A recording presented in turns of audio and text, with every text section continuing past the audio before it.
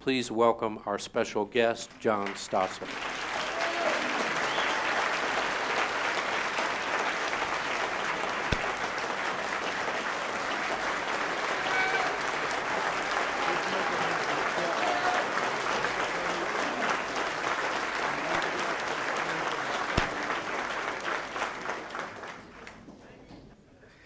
So, hands off my health care this rally. But wait a second. What about the problems that people were so excited about? They're still there. Americans do spend much more on health care than people in other countries.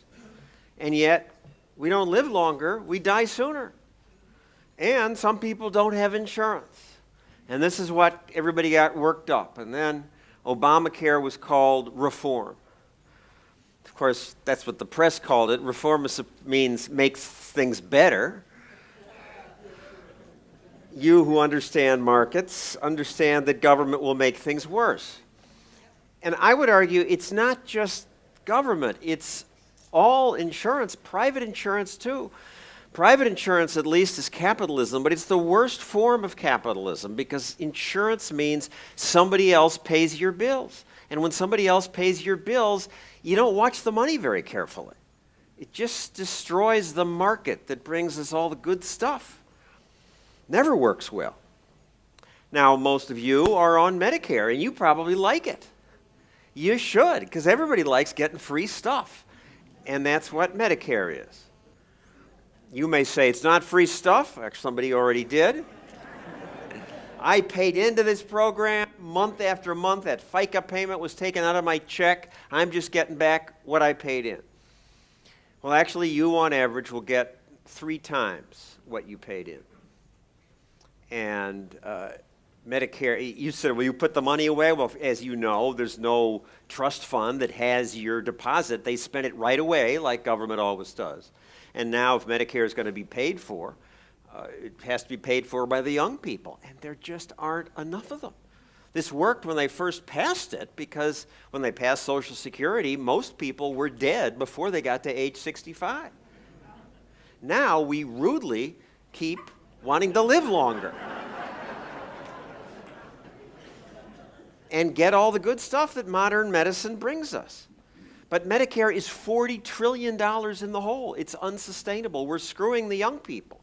I say we because I became eligible recently. I'm astounded. I go to the doctor now and nobody even mentions money. I used to pay a $10 copay at the physical therapist. Now they don't even ask for that. Medicare just pays. No wonder America is going broke. We may like Medicare, but it is unsustainable. What if we bought groceries the same way we bought health care? What if we had grocery insurance? Let alone even Medicare, which seems to be paying for everything. You suppose you had a 20% copay. You'd still go to the store and buy steak and lobster all the time because I'm only paying 20%. Well, we probably wouldn't because we're not supposed to eat steak and lobster. Compare the insurance-covered health care in America with a tiny piece of health care where there is a free market because insurance doesn't pay. And that's plastic surgery and things like LASIK eye surgery. What's happened there? It's an entirely different kind of experience at the doctor. Prices have gone down, quality has gone up, and the doctors give out their email addresses and their phone numbers because they want to please you, the customer. I bet your doctors, most of them, don't give you their email. They don't answer your email questions. Why? Because they don't get reimbursed by the insurance company or Medicare for doing that. So third-party payment stops progress. The only thing that works well, and we should have learned this from the fall of the Soviet Union, as Slade referenced, is the free market. It's what's given us beautiful computers and cell phones and cars and places like the villages. When I say this, skeptics say, well, your free market works for trivial stuff, movies, music, but when it comes to complicated things and important things like healthcare, whether we live or die, then you got to have government controls because we're not good customers. We don't know what hospital to go to when we have a heart attack. We don't know who the best doctor is. It's just too complex. This healthcare, it's different. But they say that about everything. The truth is, every field is different, and they're all complicated. Aren't cars complicated? Do you understand what makes one car better than another or drive more safely than another? I'm no automotive engineer. I sure don't. And yet, it's hard to get really ripped off buying a car here in Florida. I mean, compare the worst you can buy here with the best the planned economies could produce. And that was this, the Trabant. Remember, this was the pride of the Soviet bloc. This is what the car that the guy Slade talked about who waited 4 years, this is what he was waiting for. And it was an awful car. It smoked, it didn't run well. You had to put the oil and gas in separately and shake the car to mix them together. And yet they had a 4-year waiting list. Somebody can keep this later if you want. And it was smelly, polluted. And there was also the Yugo, a couple others, and when the Berlin Wall went down, they disappeared. Why? Why couldn't their best, and these were built by the East Germans, they were rocket scientists. How come their best couldn't compete with our mediocre stuff produced by the free market? Because not everybody has to be an expert for the free market to work its magic. You just need a few people who know, a few car buffs, or a few people, in the case of healthcare, who would study which hospitals were best. And a few people who read the car magazines. Through word of mouth, the good and bad news spread in a free society. The good companies thrive, the good providers thrive, the bad ones atrophy. If there's a market, and only if there's a market. Now, this group is organized by Americans for Prosperity. I'm puzzled why that's controversial. Aren't all Americans for prosperity? But it raises the question, what makes a country prosperous? I've done a show where I asked high school kids, why is America prosperous? 7 billion people on Earth. Fewer than 1 billion live anywhere near our level of wealth. 2 billion live on $1 or $2 a day. Most live way below us. How come we did well? And the kids have no idea.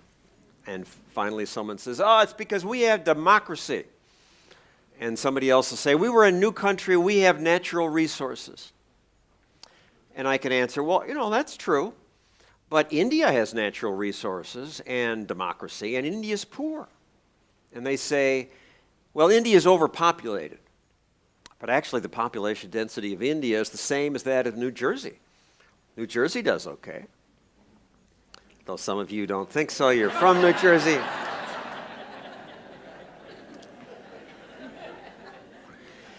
And what about Hong Kong? Hong Kong has no natural resources. It's just a rock. It's a port, but no real natural resources. And no democracy. It had the British rulers for years and now the communist Chinese. And yet, Hong Kong went from third world to first world in 50 years. From horrible poverty to our level of wealth. Why? What did they have? Well, they had the two ingredients needed for prosperity. The first is rule of law. You got to have a judiciary that isn't corrupt. And they had that in Hong Kong. The British rulers made sure you people wouldn't kill each other or take their stuff. I mean, the worst places to live are the places that don't have that. The African country where nobody will build a factory because you're afraid your neighbor will steal what you make. Or the dictator may take your whole factory. So nobody builds. So Hong Kong had rule of law, and the second ingredient, economic freedom. The British rulers kept people from robbing each other, and then they sat around and drank tea. They practiced benign neglect. They left free people alone, and free people left alone made themselves prosperous. We know what works. There are examples around the world, South Korea, Singapore. We've seen miracles, people going, hundreds of millions of people being lifted out of the mud and misery of stoop labor, thanks to capitalism. And yet, there's contempt for it. What's that about? And someone came up to me on the street in New York and said, "Are you John Stossel?" "Yes." "I hope you die soon." So I'm trying to figure out what the anger's about. And first I assumed it was because I'm a former consumer reporter. That's what I was doing when I won my Emmys. And now I'd wised up and I saw that government was the problem and I was criticizing government regulation. And they viewed me, therefore, as a conservative. And where I live in Manhattan, that is just like being a child molester. It's the worst thing. But I'm a lousy conservative. I'm a libertarian. I didn't think we should wage these foreign wars. I think drugs and sex work and gambling should be legal. I think adults should be allowed to do anything that's peaceful. A lot of conservatives disagree with that. And yet these people still hate me. And I came to think it was because they couldn't stand that I was a consumer reporter who now defended business. They hate business. What's that about? And is it about envy? And we do have a big wealth disparity in America. It's just a byproduct of freedom. When you're free, some people will get much richer. They'll multiply their wealth. But makes some people uncomfortable. I thought maybe this is about, in college, their professors were upset that their slightly stupider roommate went into business and made more money than they do. And so they taught this anti-business attitude. But then I thought about the kings and queens of old Europe. And there the wealth disparity was even greater. They were 1,000,000 times richer than the average person. But they weren't hated. They were revered. People hated the bourgeoisie, gave them that nasty name. They hated the very people who sold them things that they needed to make their lives better. Why? What's that about? And I've come to believe it's because intuitively, we think of life as a zero-sum game. If somebody wins, somebody makes a profit, they must have made it off me. I must have lost something.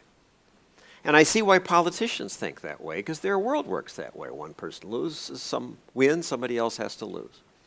But business doesn't work that way because it's voluntary. Only two ways to do things in life, right? Force or voluntary. Government is force. And we need some force for rule of law. But the best of life is voluntary.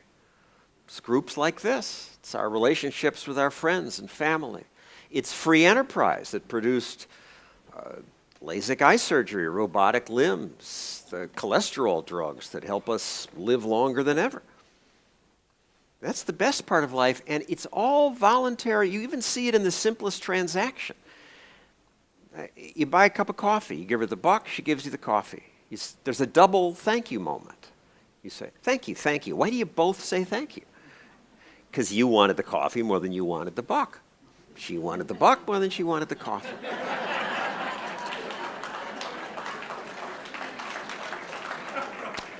So on my show next week, a liberal comes on with a cake and talks about how rich people are taking too big a piece of the cake. And I sneakily have behind me a bunch of other cakes to make the point that Bill Gates didn't take a big slice and we had less. Entrepreneurs like him bake thousands of new cakes. They make us all richer. If we are free under a capitalist system, that happens, and that even helps the poor. Capitalism has lifted more people out of the mud and misery than any system ever. And yet, it's vilified. People just don't get that. Michael Moore did a movie called Sicko, helped launch the movement for health reform. He said it was better in Cuba. When I confronted him about that, he backed down and said, well, let's not talk about Cuba, let's talk about Europe. But I noticed that when he went to a lose-weight clinic, he didn't go to Cuba or Europe. He went to a private clinic here in Florida. Still, the central planners will say, Europe works, they're living longer, they're spending less, they're comforted by government health care. But that's deceitful too, because they're not living longer. They do live longer, but that's because we Americans are a little different. We drive more, spend more time on the highway, so we kill each other more often on the highways. We're fatter than the Europeans, and kill ourselves that way. We shoot each other more often. So these are cultural traits that make us a little different. If you factor that stuff out, we actually live just as long or longer than most of the Europeans. But that's not the reason that they live long. The main reason is that they get to freeload off American healthcare, off our free enterprise system. We invent it, they use it. If we have government care, innovation, and that's the most important thing, I don't want 1960s healthcare, that will slow and stop, because anytime you try to do something new, you have to get permission from a bureaucrat. Mother may I. And that stops progress. It takes time, doesn't happen right away. Europe's systems still work okay. But it took the Soviet Union 70 years to fail. These systems will fail. They are failing. I mean, in Canada, most people say they like their government health care, but we went to a town where there's a lottery to get to see a doctor. Every month they pull 4 names out of a little box, the town clerk, and they call you up and say, congratulations, you get to see a doctor this month. And you've heard about the waiting lines. We found one place actually where you can go and you get immediate treatment, and they have the latest stuff, the MRIs, the CAT scans, all the best in healthcare like you have in America. But you have to meow or bark to get in there. It's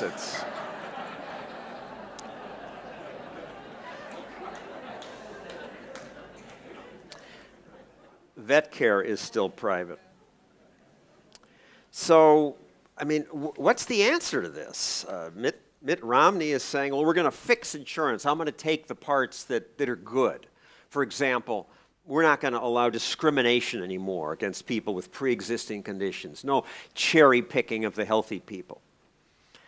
And that seems fair to people. That's called community rating. It's popular. We're all in this pool together. But let's call it what it is then. That's not insurance. That's welfare.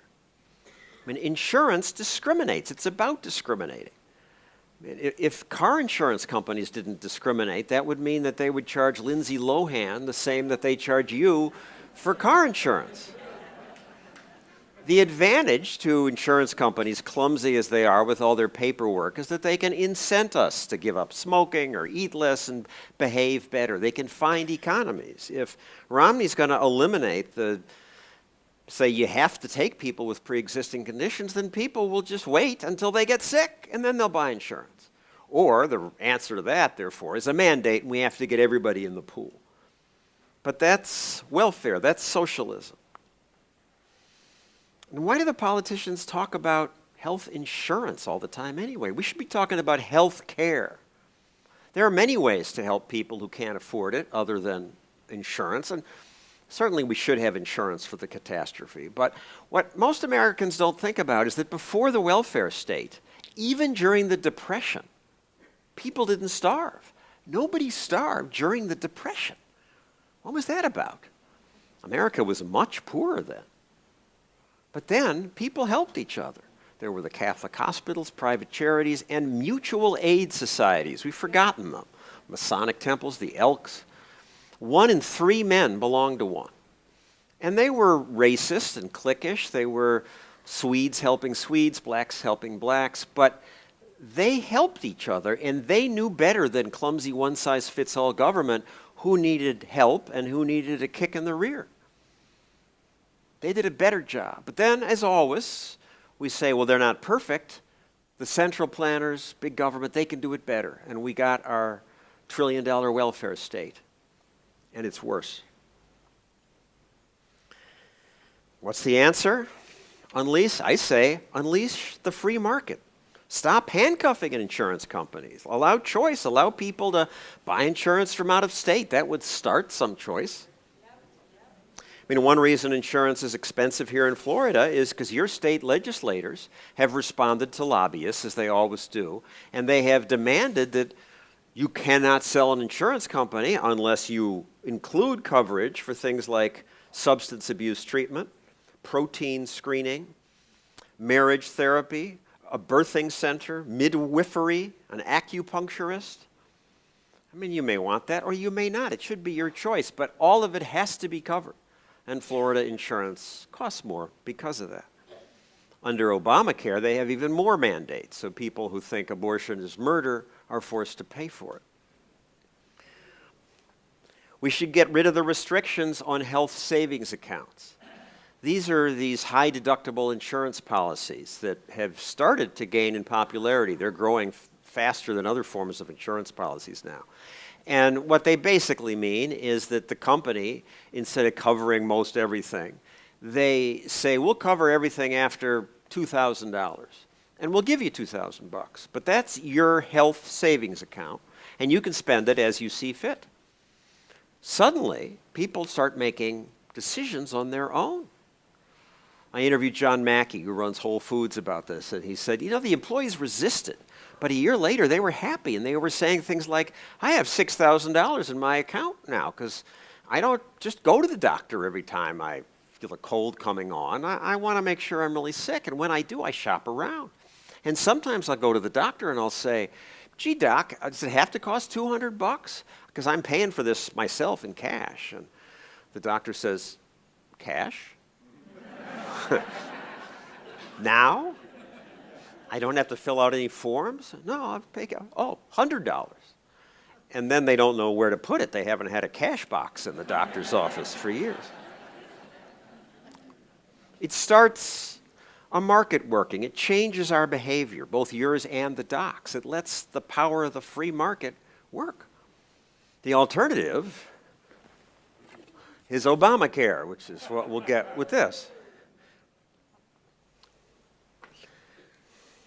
We take capitalism and its miracles for granted. I mean, it does perform miracles all the time. You don't thank capitalism when you go to the supermarket, do you? You should. 30,000 products on average. Unbelievably cheap. It's open 24/7. A private supermarket. A public school isn't open 24/7. If you go in without permission, you're in trouble. The aisles are wide. It's a nice experience. They rarely poison us. It's a wonderful thing. In the Soviet Union, a rich agricultural country, people starved. Mothers sent their kids into the fields to kill rats and mice from central planning for food. A few months ago, the Detroit Medical Center proudly announced that, guided by Obamacare, they were going to start using barcodes to keep track of patient records. For the first big medical center in the country to do that. And that was great, and we all applauded. Except supermarkets did that for Coke and candy 30 years ago. It came so much later to healthcare because 7 out of every $8 is spent by somebody else. They don't have an incentive to please the customer the way the private sector does. We take it for granted that we can go to a foreign country and stick a piece of plastic in the wall and cash will come out.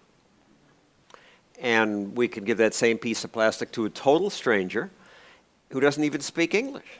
And he'll rent you a car for a week. And when you get home to Florida, Visa or MasterCard will have the accounting correct to the penny. We take it for granted. You get mad if it's not correct. You scream. But government can't even count the votes accurately. So now government is going to take over health care. Give me a break. Thank you for defending the economic liberty that made America prosperous. Thank you very much.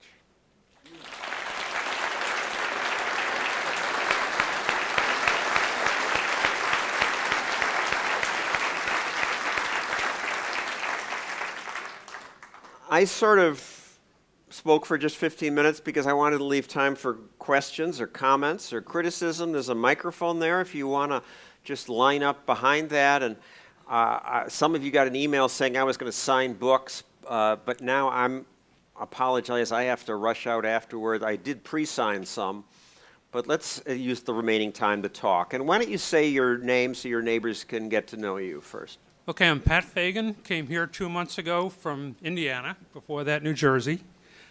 Big fan of John Stossel, and I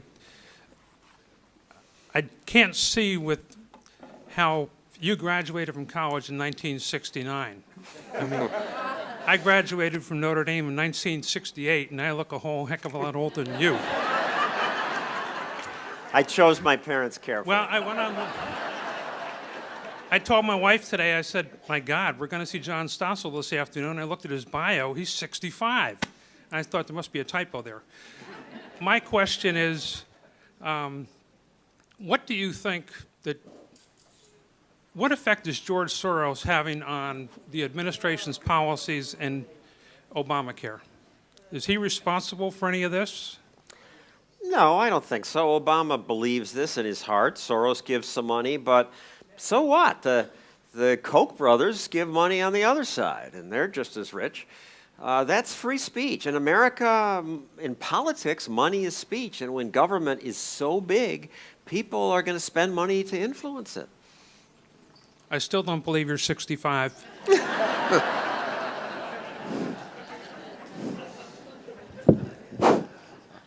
I'm Phil Berkowitz, retired Navy, submarine force. And tell by my name, I've got a Jewish background.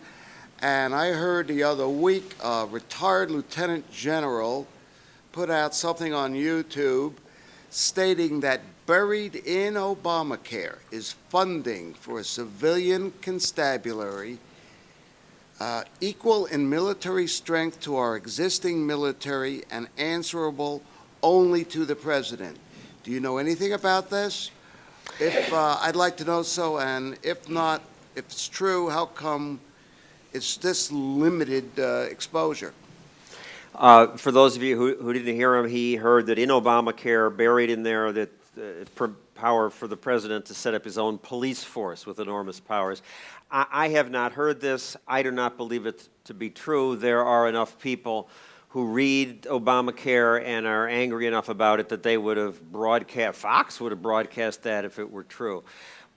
Not to say that there isn't all kinds of horrible mischief that will come from Obamacare that hasn't been determined yet, because so much of it, like the requirement that it must cover birth control, isn't in Obamacare. All it's written there is the head of the department, Health and Human Services, Catherine Sebelius at the moment, can write her own rules, whatever that is. So maybe she could put in this police force. I don't know. One thing I was yelling at Karl Rove across Bill O'Reilly's green room about is he went on and he talked about, we're going to have this panel of unelected bureaucrats who are going to decide if we live or die. Well, 2 points. Someone's going to ration our health care. If you want somebody else to pay for it, if it's Medicare or a private insurance company, if it's Medicare, government, at some point when the money runs out, they are going to ration who gets and who doesn't in some form. Private insurance company will do it. The third choice is we save up and then we ration our own health care, because we're all different. Some of us don't go to the doctor that often. You women go all the time. Twice as much. You ought to pay more. You live longer, too. So maybe we're dumb, and that's why we don't live longer. But the part I was yelling at Rove about is they're almost talking about unelected bureaucrats. Would a panel of elected bureaucrats be any better?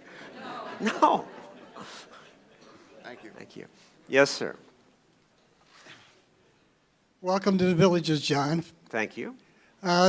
One thing I wanted to say, I think I look younger than you, and I'm 72. And you do.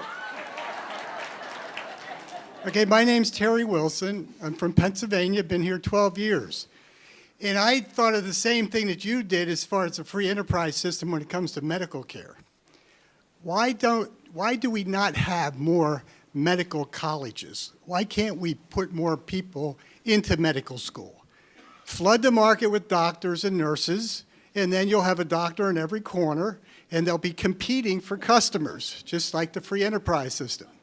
And therefore, prices will go down. There would be pressure to do that if there were a market, but there isn't a market. Most prices are now set by an insurance company or Medicare. My daughter just graduated from med school, so she'd be one of those doctors who would have to compete. There also, the AMA is allowed to be a little licensing monopoly of its own, because they limit the number of medical schools that they will accredit. Thank you. Yes, sir. Thank you, John. My name is Norm Knighton, and I have a problem with the education system, the higher education system, the colleges, who drowned us in college loan debts, hand select a student body take their tuition every year until they graduate, give them a diploma, say that, you know, you're special now, you're eligible to do something, and they get out of there and they can't earn enough money to pay back their college loan, and then they're completely scot-free and we're on the hook for it as taxpayers. What do you think? How could we get the schools to take more responsibility in those loans? You know, it's the same problem as healthcare. It's a government-provided scam in that government just gives out all these loans, more every year. And if it were private companies giving loans and they had to get the money back, they would say, you know, you're going to be studying leisure studies and French literature. I'd rather loan to the guy who's going to study engineering. And they would worry about who's going to get a job. Over the past 20 years, inflation's been about 100%. Healthcare, which we're upset about, 200%. College tuition's gone up 400-some%. Because of all this gusher of money coming in and the politicians saying everybody should go to college, here's a loan, and everybody shouldn't go to college. Thank you.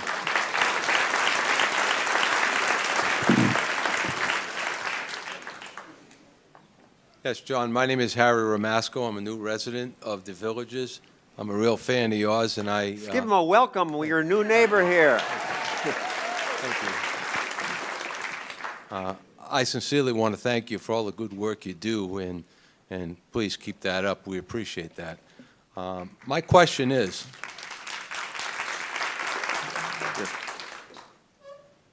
Governor Romney has promised on day one to repeal Obamacare. And I agree wholeheartedly. I hope he does.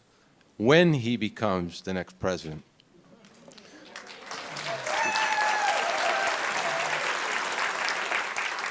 would you please explain how the repeal process actually works from the time he issues the repeal to what has to be done to, in fact, repeal the law now that's been passed? Maybe Slade can do this better than I can afterward. This is not my area of knowledge. I don't stutter. I do stutter, actually. I don't study legislative politics. The one bit of wisdom I can add to this when you talk about who's going to win is I've learned over the years that relying on the polls, not so great. Relying on these brilliant pundits we have around Fox, better, but still not so. But the best predictor is futures markets, where people bet with their own money. And then you get the wisdom of crowds, and that does work. If this program, Who Wants to Be a Millionaire, you had a choice. You could ask the audience, and you could ask an expert, and the people carefully picked an expert who really knew a lot of stuff. And the audience, the people willing to line up outside ABC to attend the program, I assume were morons, most of them, or that's not fair. Not as smart as the expert. And yet, asking the audience was correct much more often than the experts were. So there is wisdom in crowds. So when people bet on which way something is going to go, like the stock market, that's very accurate. Foolish Republicans in the United States have made that illegal to bet on the future. The Defense Department said we should even do a futures market to help predict where terrorism will occur. It might have made us safer. But that was so horrifying to people that that was banned too. But in other countries, there are these futures markets. In Ireland, there's one called InTrade. It's the largest. And in the betting, despite Romney's surge in the polls, he is still behind 60-40 in the betting. Wow. Well, we'll discount that at this point anyway, just to make sure. Thank you. And thank you for fighting for freedom and prosperity. Good luck to you.